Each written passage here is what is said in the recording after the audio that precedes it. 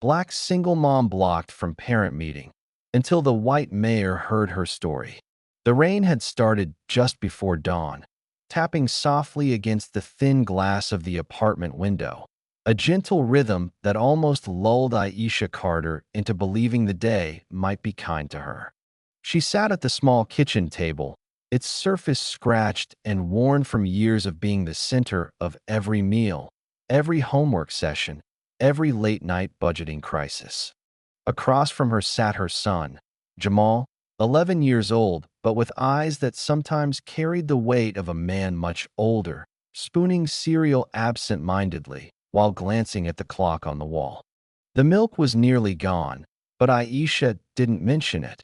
Some things, she'd learned, were better left unspoken in the mornings. "Mom, you said the meeting starts at 9, right?" Jamal asked, his voice muffled around a mouthful of cereal. "That's right, baby," she replied, brushing a strand of hair from her face and trying to keep her tone light, as though she weren't already rehearsing the conversation she feared she'd have to have with the principal. "And I'm going to be there early, so I can grab a seat and make sure I hear everything they've got planned for the spring program." He frowned, poking at the soggy flakes. "They're going to let you in this time, right?" Her chest tightened at the question, the memory from 2 months ago flashing like an unwelcome slideshow. The polite but firm smile from the school's front desk secretary, the hesitant shuffle of feet before explaining that the meeting was for parents involved in the development council, and the uncomfortable pause that followed when Aisha had pointed out she was, in fact, a parent. She'd left with a forced smile, her cheeks burning as other parents glanced in her direction but avoided eye contact. "I'm sure they will," she said now, forcing the words past the knot in her throat. "Besides, it's about you, and nobody's going to tell me I can't be there for you."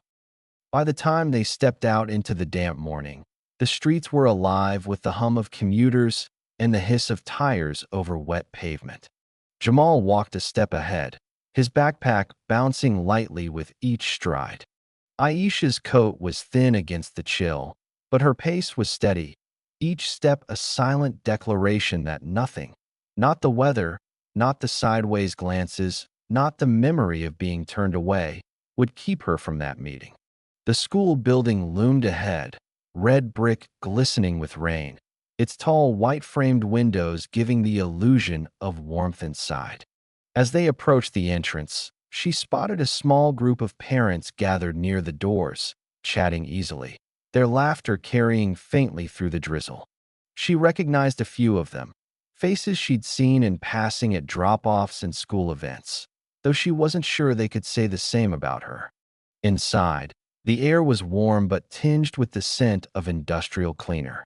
She sent Jamal off toward his classroom with a quick hug, then turned toward the library, where the meeting was scheduled to take place. Her heels clicked softly against the linoleum floor, the sound echoing faintly in the nearly empty hallway. Just as she reached for the library door, a voice behind her called out, "Excuse me, ma'am. Can I help you with something?" She turned to find a man in a navy blazer and school badge clipped neatly to his lapel. His expression was polite, but there was a cautious undertone in his voice, the kind she recognized all too well. "I'm here for the parent meeting," she said, her voice steady but calm, already bracing herself. His smile didn't quite reach his eyes. "Ah, this meeting is for council members only. Did you receive an invitation?" She could feel the warmth draining from her hands, her fingers curling into the strap of her purse. "No, but I'm Jamal Carter's mother. I was told this was about the spring program, and I'm sorry, ma'am," he interrupted gently, glancing over her shoulder as if to check who might be listening. "It's just, these sessions are closed unless you're officially on the list." The words landed like stones in her stomach. For a moment, she simply stood there, her mind racing between the urge to push back and the exhaustion of having to explain herself yet again. She opened her mouth to speak when, from somewhere down the hallway, another voice, deep, assured, and unfamiliar, cut through the tension. "Is there a problem here?" Both she and the man in the blazer turned to see a tall figure striding toward them, his dark overcoat still glistening with rain. His hair was streaked with silver at the temples, and there was something about the way he carried himself that made the hallway seem narrower, the air charged with quiet authority. She didn't recognize him, but the man in the blazer straightened immediately. "No, Mayor Whitford," the man said quickly, his tone shifting from caution to deference. "Just clarifying the attendance rules for the meeting."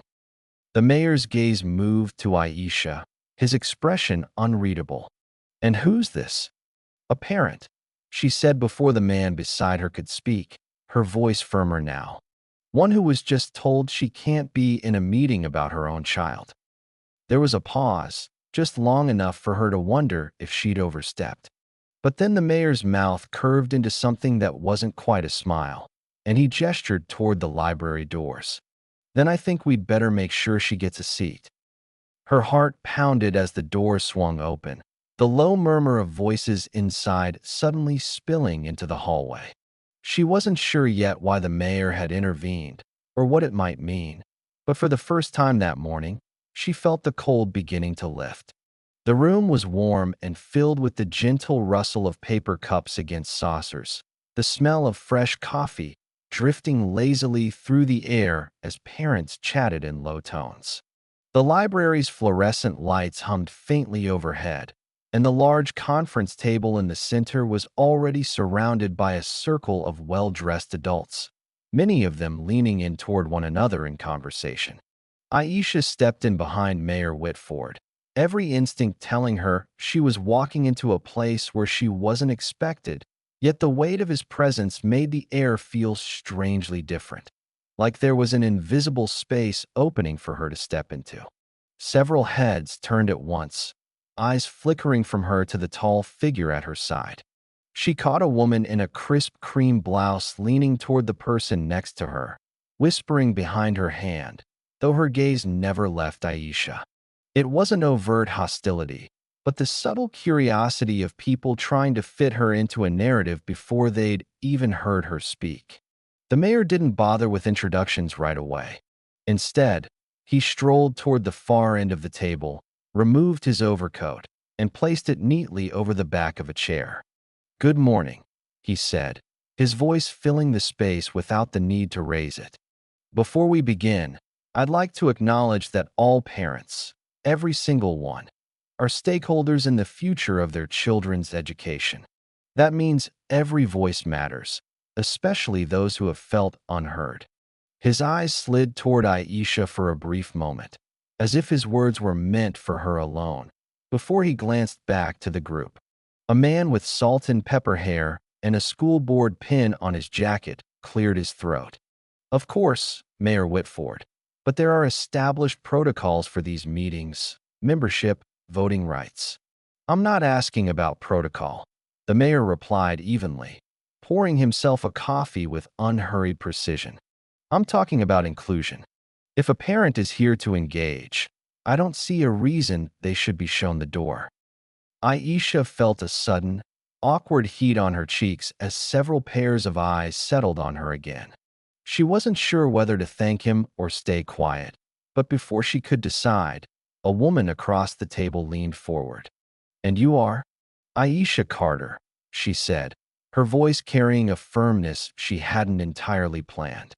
"My son Jamal is in the 5th grade, and I came because I want to know what's being planned for the spring program. He's worked hard all year, and I want to make sure every kid, gets the same chance to be a part of it." There was a small silence after she finished speaking, the kind of pause that feels like everyone in the room is measuring not just your words but your right to say them. The woman in cream nodded slowly, though her expression was difficult to read. From the far corner, a younger man with a laptop finally spoke.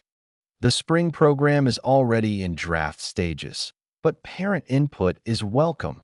He hesitated, glancing toward the man in the blazer who had stopped her earlier. "If it's constructive." Something in his tone pricked at her, the faint suggestion that her involvement was conditional. She took a deep breath. "Constructive is all I've ever been." I'm not here to cause trouble, but I am here to make sure my child isn't left behind just because I'm not part of some committee or list." A few people exchanged quick glances, and the mayor, now seated, folded his hands on the table. "That sounds reasonable to me," he said. "In fact, I'd like to hear what Ms. Carter has to say about the plans." And just like that, the meeting began. Though the undercurrent of tension was still there, a faint thread weaving through each agenda point.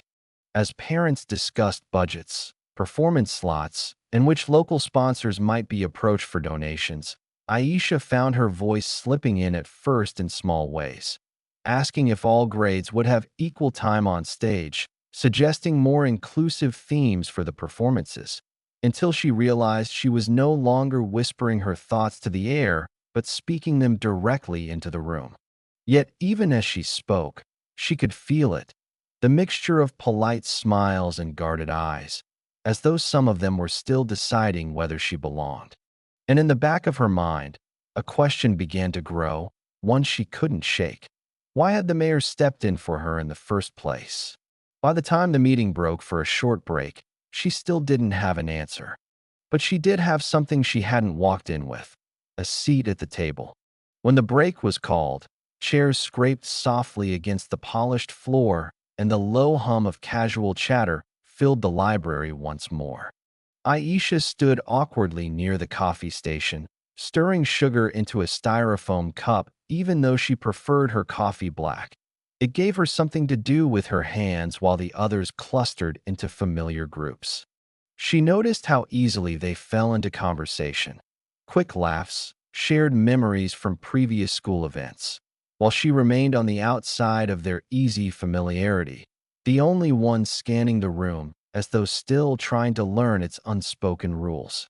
From behind her, the mayor's voice came, calm but deliberate. "Ms. Carter, may I have a word?" She turned to find him standing a few feet away, his expression unreadable but his posture relaxed, one hand tucked casually into the pocket of his tailored trousers. He gestured toward a quieter corner of the room, away from the crowd. She followed, aware of the faint shift in attention from those nearby, as if people were silently wondering why the mayor was bothering with her at all. "I hope my stepping in earlier didn't put you in an uncomfortable spot," he began once they were out of earshot. "I could see there was about to be a situation, and I thought it might help to smooth things over." Aisha tilted her head slightly, searching his face. "I appreciate it. I really do.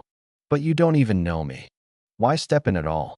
For the first time, a flicker of something warmer crossed his expression, almost a smile, though not quite. "Let's just say I'm not a fan of closed doors when it comes to public schools. I've seen enough of them in my life to know the kind of damage they can do. You reminded me of someone I knew once, someone who didn't stop knocking until they got in."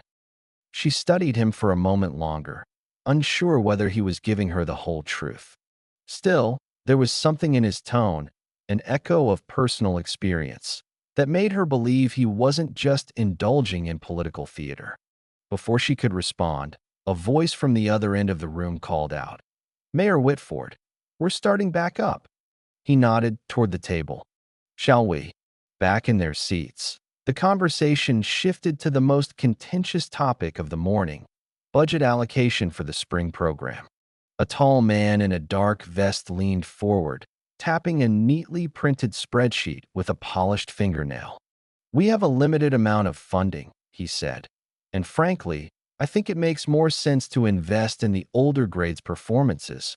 They're more polished, more likely to attract sponsors." Several people nodded in agreement, but Aisha felt her stomach tighten. She raised her hand slightly, though no one had asked for comments. "With all due respect," she began, "that sounds like deciding who gets the spotlight before we've even let the younger kids try. My son's in 5th grade, and I can tell you, those kids have ideas, energy, and just as much right to be seen." The man in the vest gave a tight smile. "It's not about rights, Ms. Carter, it's about results.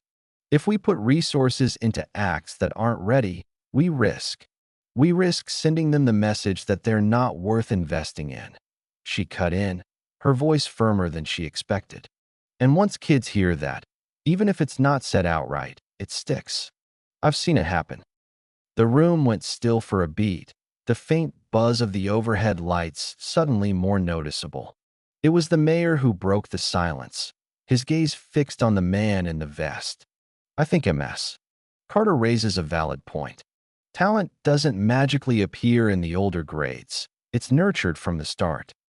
The discussion that followed was more heated, with voices overlapping and opinions clashing in a way that made it clear this was about more than a school program. It was about whose children were seen as worthy of opportunity. Through it all, Aisha held her ground, her pulse quickening each time she spoke, but her words steady, her conviction sharpening with each challenge. By the time the meeting adjourned, no final decision had been made on the budget, but something had shifted. A few parents lingered to speak with her, not all warmly, but at least with acknowledgement, and the mayor, as he put on his overcoat, gave her a nod that felt almost like a quiet promise. She walked out into the damp afternoon air feeling both exhausted and strangely alive, the cool drizzle on her face mixing with the heat still in her cheeks. She didn't know what would come next, but for the first time in a long while, she had the sense that her voice had been heard, and that maybe, just maybe, she wasn't the only one willing to keep speaking. The sky had darkened to a heavy slate by the time Aisha reached the bus stop, the last light of the day dissolving into the wet streets like ink in water. Jamal would still be in his after-school club for another hour, so she had a rare pocket of quiet to herself, a small mercy after the slow-burning tension of the meeting. She pulled her coat tighter, leaning against the glass shelter while buses hissed to a stop and departed again, their headlights cutting through the mist. Her phone buzzed in her pocket, and for a moment she thought it might be the school. Instead, the screen lit up with an unfamiliar number. She hesitated before answering, pressing the phone to her ear. MS. Carter. The voice was warm but formal. This is Evelyn Torres. I work in Mayor Whitford's office. He asked me to reach out to you. He'd like to invite you to a small community forum tomorrow evening. He thinks you might have insights worth sharing. Aisha blinked, uncertain if she'd heard correctly. A forum? About the school? Not just the school, Evelyn replied. It's a broader discussion about community engagement, access to programs, parent involvement, that sort of thing. He was impressed by what you said today. The compliment landed strangely. She wasn't used to being noticed by people in power, not unless she was being told she'd filled out a form wrong or had missed a deadline. I'll think about it, she said slowly, her guard still up. We'd love to have you there. Evelyn pressed gently. It's informal, and there will be others from different neighborhoods. The mayor believes voices like yours need to be part of the conversation. By the time she ended the call, the drizzle had turned into a steady rain. She boarded the bus with her mind restless, turning over the offer like a smooth stone in her hand. Was this genuine, or was she just a convenient example for some political point? And yet, part of her was curious. That curiosity followed her through dinner with Jamal, spaghetti from a half-empty box and the last of the Jared sauce, through helping him with his science worksheet, through the ritual of making sure his backpack was packed for the morning. Even when he was asleep, the quiet breathing from his room a steady rhythm in the apartment, she found herself sitting at the kitchen table again, staring at the rain sliding down the window and thinking about the mayor's measured tone, the way he'd seemed to speak as much with his pauses as with his words. The next evening, she found herself walking into a modest community center across town, its fluorescent lights spilling onto the wet pavement outside. Inside, a circle of folding chairs had been arranged in the middle of the room, already half filled with people of varying ages and backgrounds. There was a low hum of conversation, and at the far side of the room, Mayor Whitford stood with his sleeves rolled up, speaking to a small group as if he'd known them for years. When he saw her, his face lit. not in the perfunctory way of a politician greeting a constituent, but with a genuine recognition that disarmed her for a moment. "Ms. Carter," he said, crossing the room to shake her hand. "I'm glad you came." "I wasn't sure I would," she admitted. "Those are often the best decisions," he said with a hint of a smile. "Come, I want you to meet a few people." As the discussion began, it became clear this wasn't just about school events. It was about funding gaps in after-school programs, parents being shut out of decision-making, and the quiet ways opportunity narrowed for certain neighborhoods without anyone in official roles ever admitting it. Aisha listened at first, but gradually, she found herself speaking, telling stories of the hurdles she'd faced just trying to be involved in her son's education. Her voice was steady, but beneath it ran the current of years of small exclusions, moments when the door had been closed just far enough that she couldn't quite step through. By the time the forum ended, several people had come up to thank her, jotting down her contact information. The mayor lingered nearby, watching without intruding, as though giving her space to see for herself that her voice had weight here.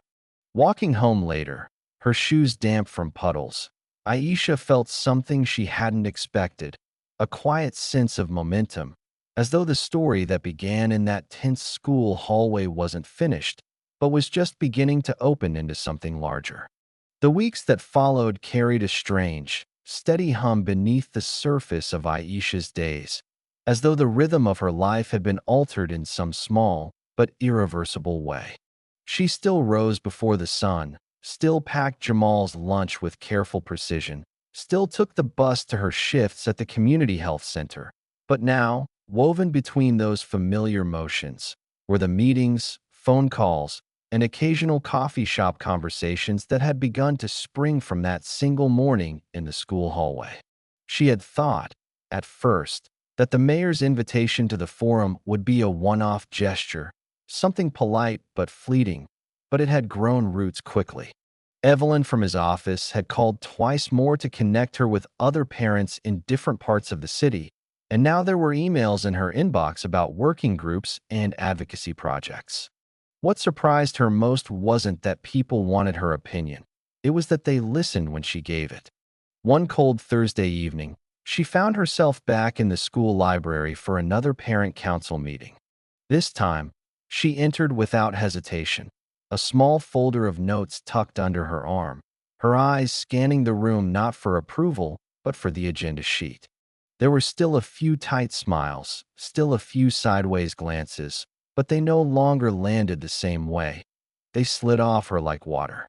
When the budget discussion for the spring program resurfaced, the same man in the dark vest tried again to push for funding toward the older grades, his voice smooth but pointed. Aisha waited until he finished, then spoke without raising her voice, laying out a clear plan for how younger students could contribute, how community volunteers could help prepare them, and how sponsors might be more inclined to support something that showcased the entire school.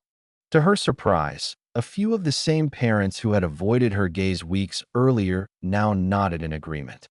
The mayor, seated at the far end of the table as a guest observer, caught her eye and gave the slightest of nods, a silent acknowledgement that she'd held her ground without him having to step in. After the meeting, as the room emptied, he approached her. "You've come a long way from the woman I met in the hallway," he said quietly. She smiled, though there was a trace of disbelief in it. "I didn't come this far alone." "Maybe not," he agreed. "But the voice, that was always yours." Outside, the air was sharp with the promise of spring, though patches of snow still clung to the shaded corners of the sidewalk. Jamal was waiting for her at the bus stop, his face lighting up when he saw her. "Hey, Mom. How was it?" She took his hand as they started walking, the city lights casting a warm glow on the wet pavement. "Better than the last time," she said. "A lot better."